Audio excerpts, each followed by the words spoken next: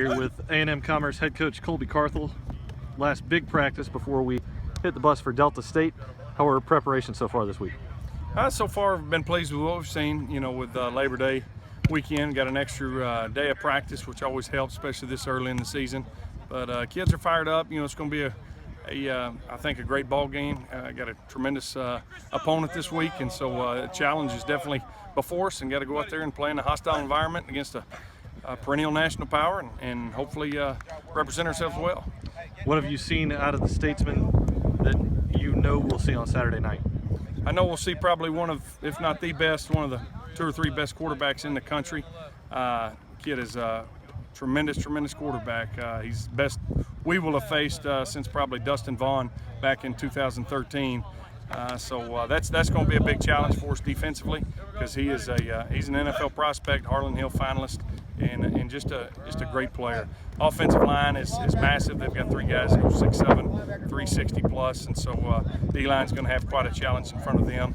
And defensively, they're just athletic, and big, and long, and can run. And so offense has, got a tall task moving the ball against those guys. So just a very talented, well-coached team out there. Coach Cooley does a tremendous job. It's 4th year in his program, and has done a tremendous job restoring Delta State to the perennial power they've always been. About the Lions now, what have you seen this week that encourages you going into such a tough opponent? Well, I've seen us be fairly healthy. You know, it was good to get out of that first game healthy, and so just trying to continue to make some improvements and shore up some things in the special teams, and a few things offensively, defensively that we weren't real pleased with through that first game. So it's been good to continue to see that improvement, and hopefully we can show that on the field Saturday night. Speaking of the faith game, a lot of guys who got more reps than they probably normally would in some other games. Who are some guys that stood out and maybe solidified their place on the bus this weekend?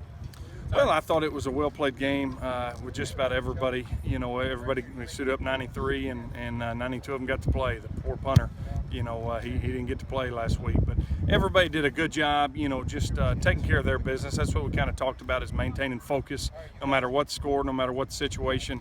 And so I was pleased, from top to bottom with our group.